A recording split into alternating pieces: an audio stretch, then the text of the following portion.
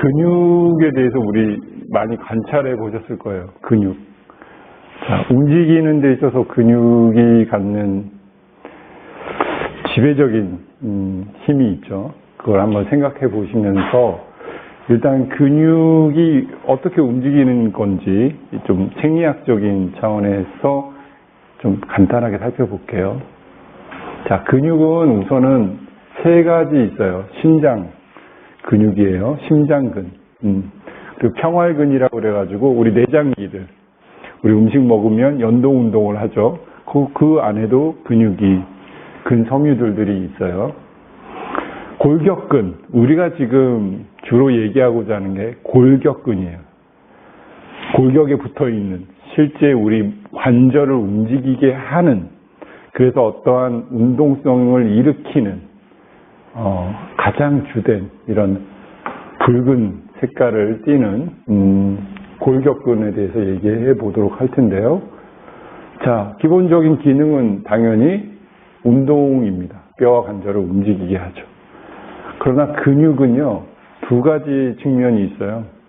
하나는 모빌리티, 움직이는 것, 운동성. 하나는 스테빌리티, 안정성이에요. 우리 몸에 이 두 가지 기능을 근육을 통해서 얻어요. 우리가 근육의 기능을 통해서 운동성과 안정성을 어떻게 확보하고 그걸 조절하느냐가 굉장히 중요합니다. 그래서 우리가 자세에 대한 이야기를 하게 되는 거예요. 자, 근육은 정말 많은 중요한 기능들이 있습니다. 생체작용 중에서 대표적인 게 대사작용이에요. 에너지를 저장한다고요. 소위 포도당의 형태를 근육과 간에서 저장을 주로 하죠. 다른 몇몇 기관에서도 하지만은 이걸 저장을 했다가 우리가 운동을 할 때 꺼내다 써야 되고 음식이 들어오지 않을 때 또 꺼내다 써야 되는 거예요. 이 저장 능력이 근육에 있습니다. 대사작용으로서 중요하고 이 파트만 하나만 가지고도 어마어마한 이야기가 진행이 된다고 보시면 돼요. 자, 순환하겠죠. 심장 근육을 통해서 혈압을 조정하고 또 소화작용을 평안근을 통해서 하게 되겠죠. 호흡을 보조하겠죠. 횡격막, 늑강근 이런 것들을 당연히 없이는 말 그대로 외부 기압과 내부 기압의 편차를 만들어낼 수가 없어요. 우리 호흡기 전 배웠죠. 그래서 이 신호가 탁탁 이 뇌하고 연결이 돼서 자율적으로 횡격막과 늑간 사이에 있는 근육들이 보조를 정확하게 해줘야 됩니다. 체온 조절하겠죠. 근육을 통해서 체온 조절하죠. 여러분 추울 때 어때요? 저절로 떨리지 않나요? 그건 열을 생산하는 거예요. 그 자율신경을 통해서 그게 조절되게 되어 있어요. 그래서 근육에 대한 컨트롤이 자율신경 영역에서 굉장히 많이 하고 있어요. 이 세 가지 근육 중에서 우리의 의지를 통해서 컨트롤할 수 있는 것은 어떤 근육일까요? 네, 당연히 알고 계신 거예요. 그게 사실은 AT의 주제예요. voluntary. 내가 내 의지와 내 의식을 가지고 이 근육을 어떻게 컨트롤할 거냐? 직접적으로 할 거냐? 간접적으로 할 거냐? 크게는 그렇게 나뉘어지는 거예요. 그 방법은 과연 무엇일까? 하는 거죠. 내장기 보호하고 있겠죠. 지지작용을 다 하는 거예요. 근육과 함께, 근막과 함께, 또 골격이라고 하는 큰 지지작용을 가지고서 축을 만들고 관절을 만들고 그것을 거기에 운동성을 부여하는 거예요. 이게 동물에게 있어서는 절대적인 기능이라고 제가 누누이 얘기하는 거예요. 이 중심을 유지하고 넘어지지 않게 계속해서 컨트롤하는 어떤 시스템이 반드시 존재해야 되는데 그것이 근육, 신경, 근막 모든 것들이 다 협응해야만이 이루어지는 거예요. 특히 우리 중력은 어쩔 수 없이 우리의 체중을 지구를 향해서 뭐랄까요? 끌어당긴다라고 하는 표현이 맞겠죠? 지구의 중심으로 내려가는 거지만 사실 그 반대의 힘이 스프링 업, 스프링처럼 봄의 아지랑이처럼 위로 향하는 생명력이 약동한다는 거예요. 이것을 어떻게 건드릴 거냐가 최대 관건이에요. 이걸 잘 생각해 보세요. 효율적으로 어떻게 이 스프링업을 할 거냐가 여러분이 건강할 거냐, 질병에 걸릴 거냐, 대사작용이 엉망이 될 거냐, 순환이 엉망이 될 거냐, 면역력이 떨어질 것이냐, 자율신경이 온전할 거냐 말 거냐 다 관여해요. 특히 전정 기능하고 다 인지 기능, 뭐 대사 기능 다 관련이 돼 있다라고 논문으로 다 나와 있어요. 그 일일이 다 이제 설명하지 못했으면 제가 차차 에센스는 다 설명할 거예요. 그 감각력 반응, 지난 시간까지 제가 가르쳐 드린 게 그거예요. 고유시용 감각과 그 반응, 그걸 통해서 유지하는 거예요. 중심 컨트롤, 방향 컨트롤, 스피드 컨트롤, 근력 컨트롤, 자세 유지, 이런 모든 게 다 얼마나 긴밀하게 이루어지느냐. 골격근의 구조는 한번 살펴볼게요. 이렇게 우리가 근육이다라고 생각하는 어떤 근육 안에는 이렇게 근다발들이 이렇게 형성돼 있어요. 뭉텅이로. 그러나 그걸 또 안에 계속 자르면 근섬유라고 하는 것들이 또 나뉘어져 있고, 그 안에 소포체 안에 또 근원섬유라고 하는 것들이 있고, 그 안에는 필라멘트, 아주 얇은 필라멘트들이 서로 교차하게끔 되어 있다는 거예요. 그리고 이것들을 세세하게 근막이라는 것들이 다 근속 단위까지 다 둘러싸고서 어떠한 역할을 하는 거예요. 그거는 다음에 이제 주제로 설명드리겠습니다. 근막에 대해서. 자, 이제 신경이 어떻게든 하든 말초신경 단위로 해서 어떤 근육에 딱 접착이 돼요. 그 접착부에서부터 시작이 되는 거예요. 이 전기적인 신호와 화학적인 신호들이 여기에 근육이라고 하는 접점에 딱 붙는 순간에 여기서 어떤 화학적인 작용이 일어나고, 그것이 근육 안에 있는 아까 필라멘트, 얘네들한테까지 어떻게 전달되느냐의 그 경로에 따라서 근육의 힘, 우리가 생각하는 모든 지구력, 속도, 이런 거 다 결정되는 거예요. 그래서 잠깐 살펴볼게요. 이 부분이 약간 전문적으로 들릴 수 있는데 핵심은 간단합니다.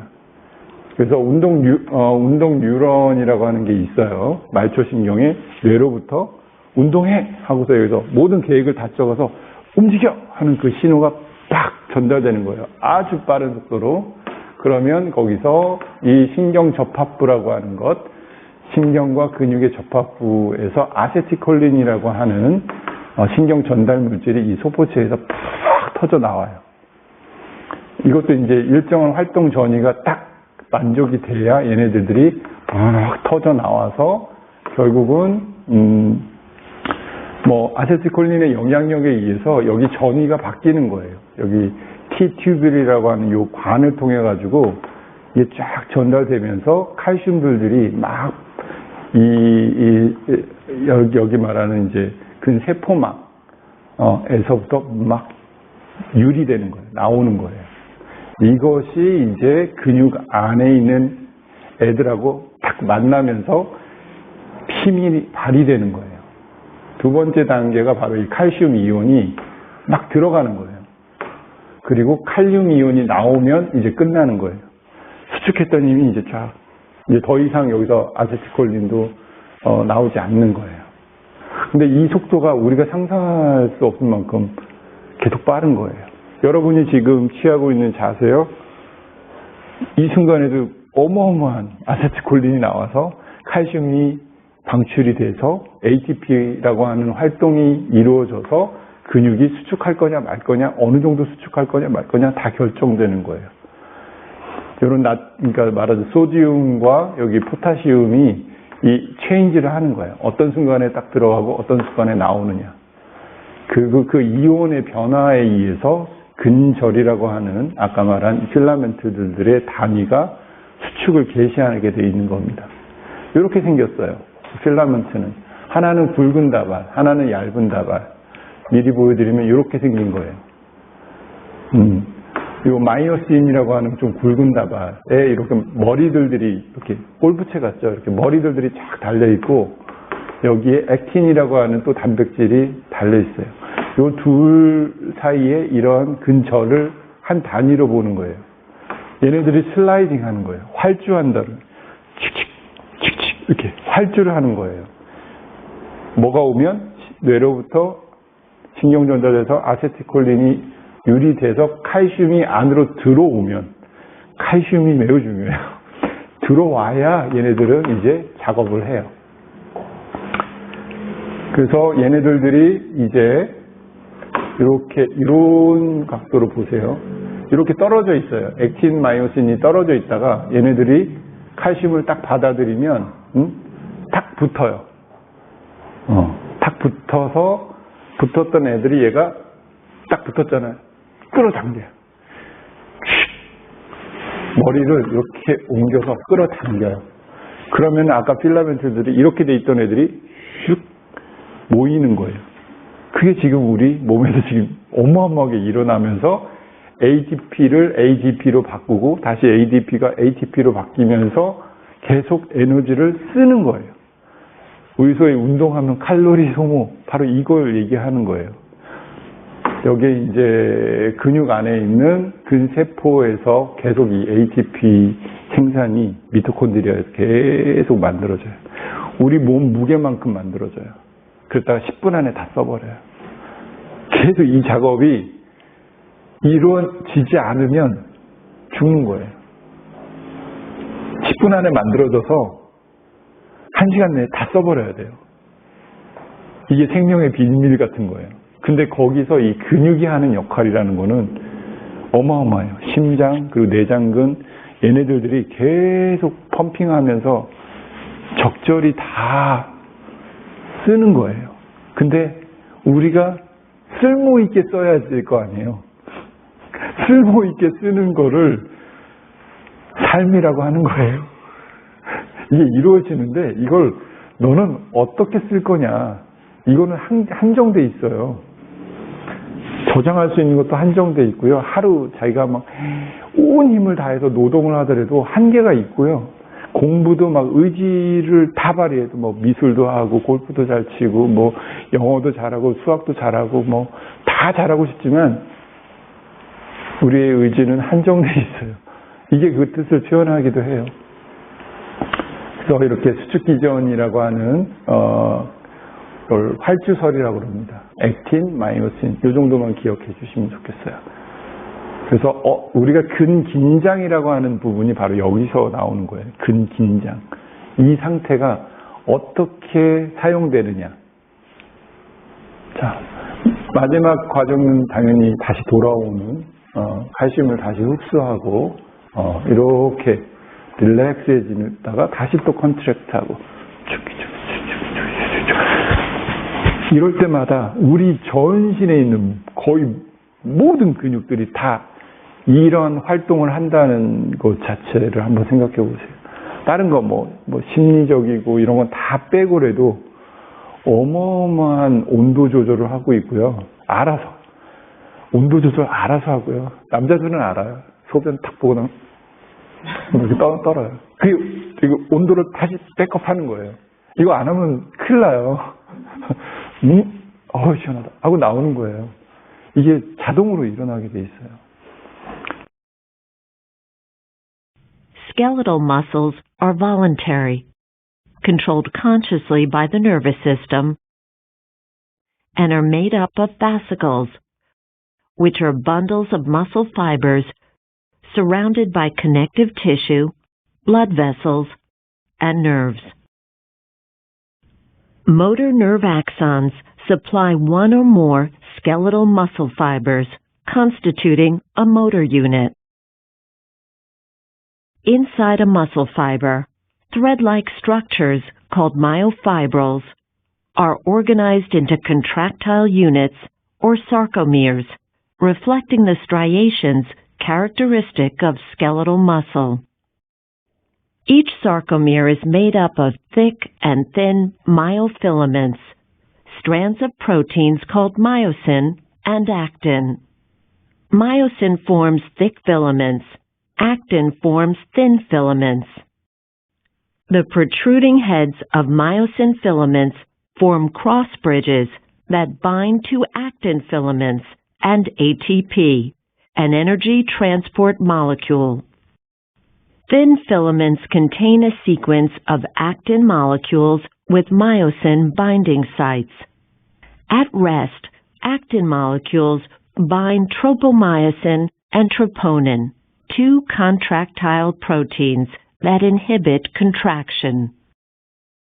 Skeletal muscle contraction begins at the muscle fiber's plasma membrane or sarcolemma, with invaginations called transverse or T-tubules that surround each myofibril and open to the extracellular space. T-tubules connect to a membranous network called the sarcoplasmic reticulum that store calcium and transfer ions via voltage-gated channels into the myofibril sarcoplasm to regulate muscle contraction. In the first step of muscle contraction, called excitation, a motor nerve fires an impulse, or action potential, across the neuromuscular junction, depolarizing the sarcolemma and generating an action potential that spreads through the sarcolemma into the T-tubules and excites the muscle fiber. The second step is coupling, wherein the action potential depolarizes the T-tubules. Channels in the sarcoplasmic reticulum release calcium into the sarcoplasm. Along the myofilaments, troponin binds calcium and separates from tropomyosin.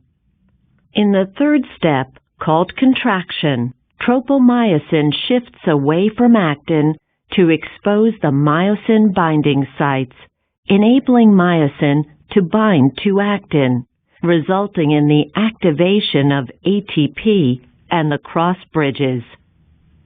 Released energy causes the myosin heads to rotate and pull the thin filaments inward, sliding past the thick filaments and shortening the sarcomere. The fourth step of muscle contraction is relaxation, in which calcium ions return to the sarcoplasmic reticulum and break the myosin-actin bonds. The cross bridges disengage and the sarcomere lengthens, resulting in relaxation of the muscle and the end of the contraction. 이런 네 단계 신호 전달, 익사이테이션, 흥분하는 거죠. 활동 전이가 일어나서 칼슘 방출되면 액틴마이오신 결합하고 그럼으로 인해서 다시 분리되면 이완되고 이것이 우리를 살게 하는 거예요. 안 움직이면 살 수 있나요? 호흡을 할 수 있나요? 이거 다 골격근들이 도와주지 않으면 못해요. 근데 이거를 어떻게 하면 이런 중력장 안에서 스프링 업 하면서 얘네들을 최소 에너지로 활용하면서 적당히 쓰면서 과소비하지 않으면서 잘 할 수 있을까? 저는 알렉산더 테크닉 그거와 관련이 된다고 봐요. 하나의 전문 용어로서 모터 유닛, 운동 단위라는 게 있어요. 어렵게 생각하지 마시고 아까 그 신경 하나가 척수에서 나와가지고 근육에 달라붙잖아요. 이게 얼마만큼 붙었느냐. 예를 들어서 내가 발가락 하나 이렇게 움직이는 때의 운동 단위의 사용과 내가 막 100m로 뛸 때하고 완전 다른 운동 단위를 쓰는 거예요. 그래서 눈 같은 거 이렇게 돌리는 거 별로 에너지 많이 안 들잖아요. 그렇지 않나요? 영화, 여러분 아무리 무서운 영화 보더라도 1시간 동안, 2시간 동안 볼 수 있잖아요.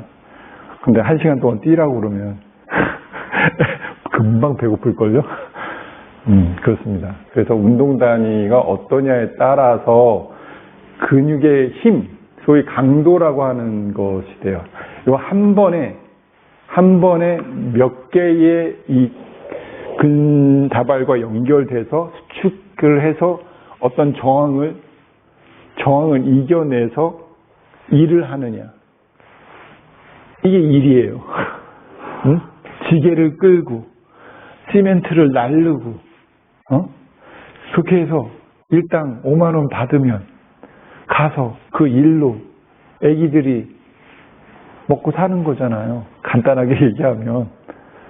이 기능이 없으면 어떨까? 아무튼 중요성은 여러분 잘 알 거고요. 본론에 들어가서 우리가 다루고자 하는 건 근긴장도예요. 머슬 톤.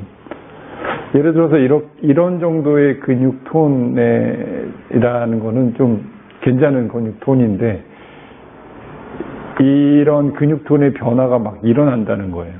소위 말해서 긴장이 된다. 어우 뭉쳤어. 어우 뻣뻣해. 무거워. 피곤해. 힘들어. 이런 표현이 다 이 긴장이라는 말과 연결이 되는데 이게 뭘 표현하냐면 내가 휴식했을 때 하다못해 우리 쌤이 누웠을 때 그냥 집에 가서 그냥 피곤하고 누웠는데도 계속해서 근육 수축은 일어나고 있는 거예요. 그 정도가 어느 정도냐인 거예요. 어떤 사람은 이 정도야. 팔만 보죠. 팔만. 근데 어떤 사람은 쉬고 있어도 똑같이 1시간을 쉬고 있어도 이 사람은 아까 운동 단위가 계속 최소의 거를 이용하고 있는 거예요. 예를 들어서 내가 가만히 이렇게 서 있어. 친구 기다려. 이렇게.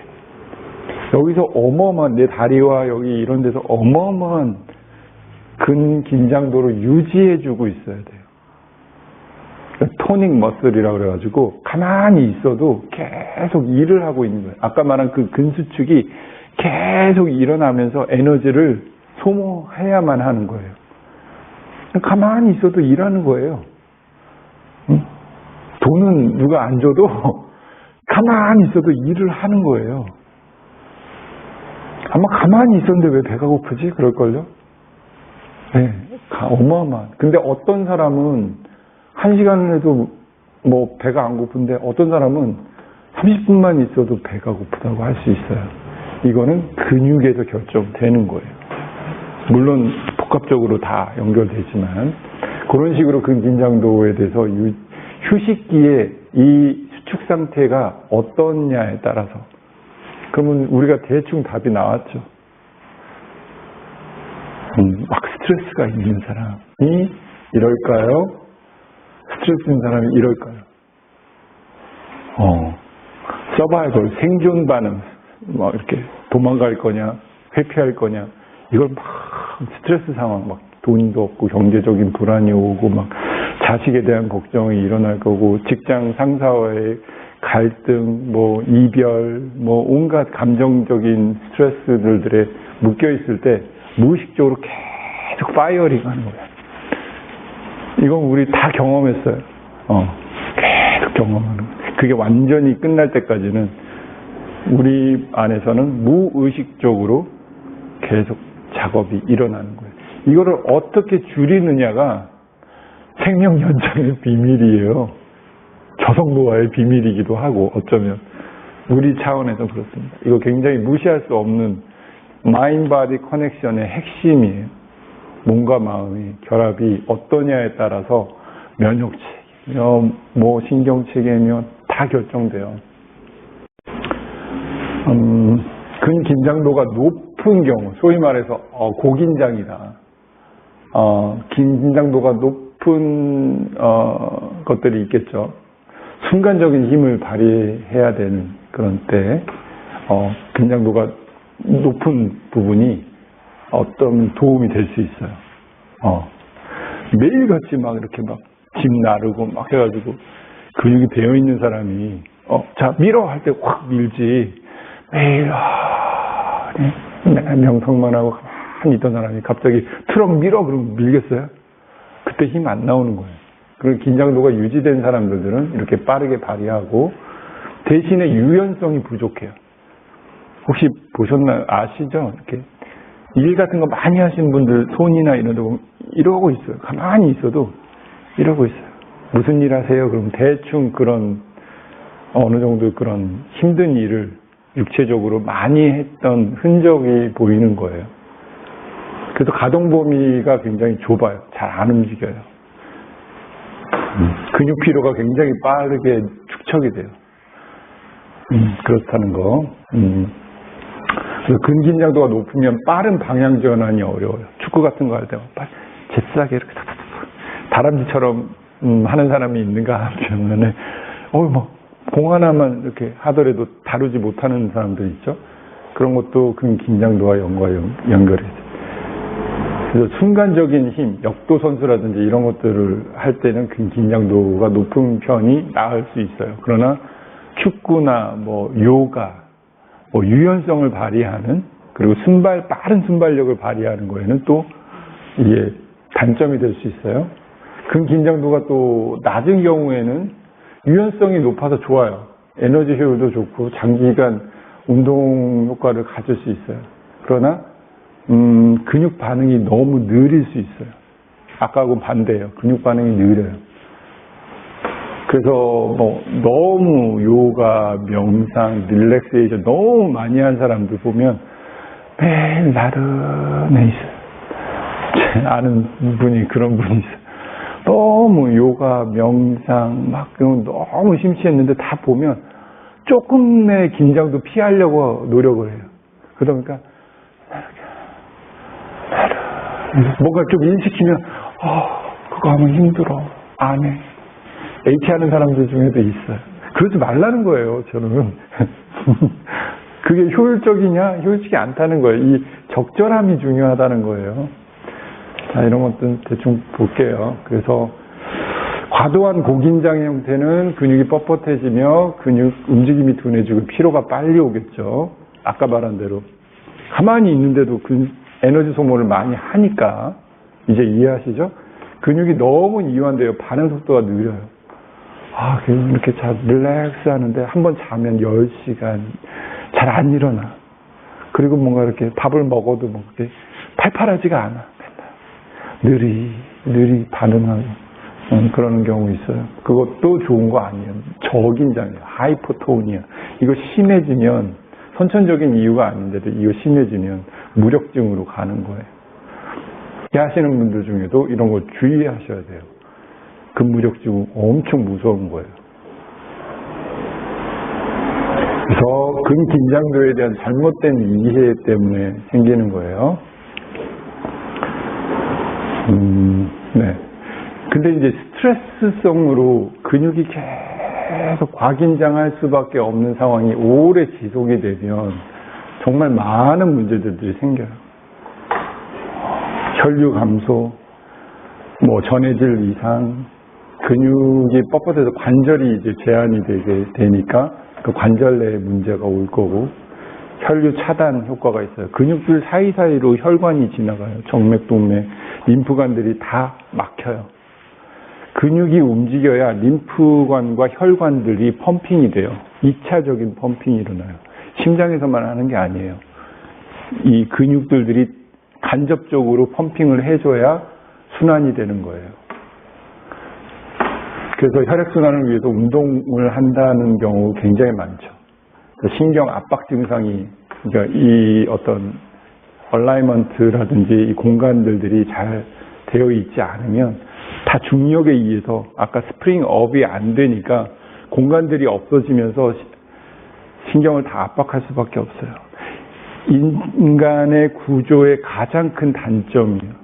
장점은 굉장히 많은데 단점이 뭐냐면 이러한 구조적인 부분의 효율성을 못 유지하면 다 압박되고 비틀려서 구조역학적 변형 때문에 통증과 염증과 많은 문제들이 일어난다는 거예요. 그렇게 되면 당연히 인지장애 일어나고요. 다 일어나요. 자, 그런 사원이 이제 수면장애까지 일어나는 거예요. 그래서 신경학적 문제, 정신적인 요인 이런 것들과 다 결부되어 있어요. 신경계의 문제, 정신적인 스트레스, 잘못된 운동 습관 및 과사용, 우리가 주로 많이 관여하고 있죠. 근육의 피로 및 전해질, 적절히 쉬어주고 물 마셔주고 칼슘, 마그네슘, 포타슘, 염분 적절히 섭취해주면서 이걸 관리를 해줘야 돼요. 그리고 온도 변화, 너무 추운 곳에 오래 있거나 너무 뜨거운 곳에 오래 있거나 이런 식으로 하지 않으셔야 돼요. 이런 것들이 다 관계가 됩니다.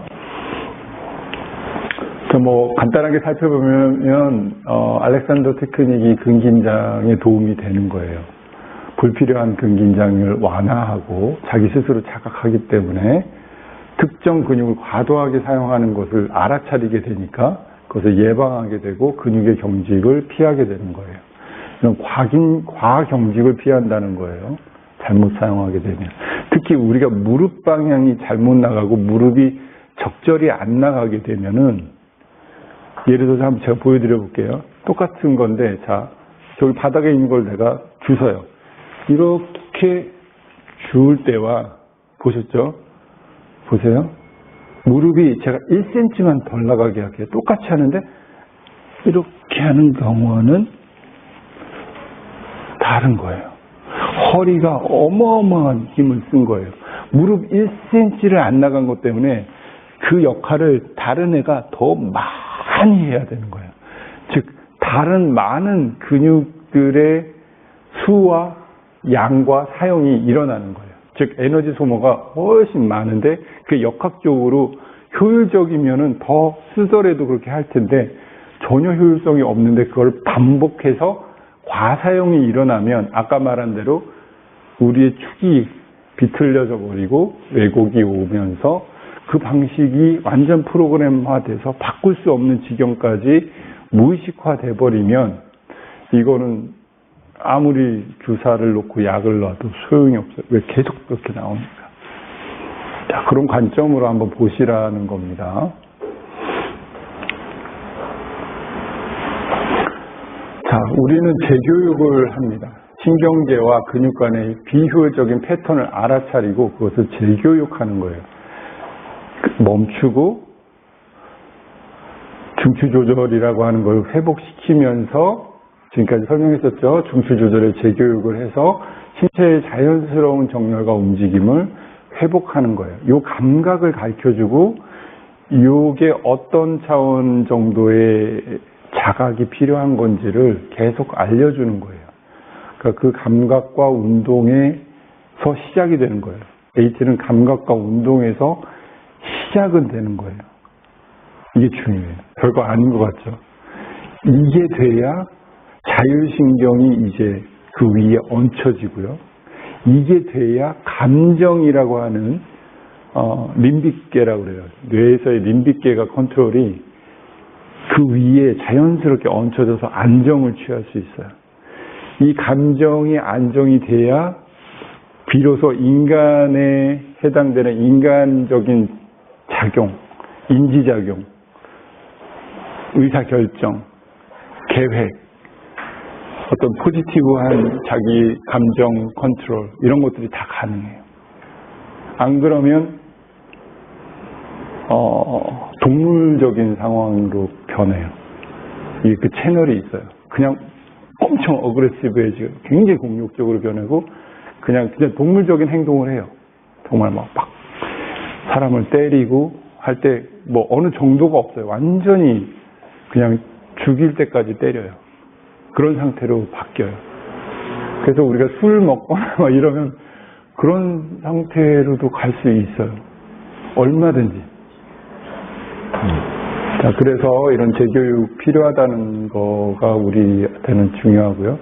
과도한 긴장을 줄이고 효율적인 움직임을 회복하는 것이 일단은 교육에서 핵심적이고 그것을 꾀하는 것이 바로 협응이에요. 여러 가지 협응들이 있겠지만 신경계와 근육의 협응을 어떻게 잘 하느냐가 중요해요. 아까 제가 표현한 그거예요. 무릎 방향성을 인식하지 못하면은 우리는 빨리 목적을 향한 거를 한다는 거예요. 무슨 말인지 아시겠어요? 앞을 보고 언제나 우리는 아래를 보고 있다가 타겟만 딱 나타나고 거기에 우리의 충동과 디자이어만 딱 나타나면 이렇게 움직이는 거예요. 흔하게 표현하면 이렇게. 이게 무제하게 반복되면 아까 설명하신 그런 파킨슨이나 운동성 장애들이 막 일어나는 거예요. 그걸 제가 이제 다 설명드릴게요. 그래서 자세 인식에서부터 시작이 된다. 그래서 자세의 인식도를 높이서 일상에서의 긴장도를 무의식적으로 조절을 할 수 있도록 우리가 유도하는 거예요. 그래서 디렉션을 주는 거죠.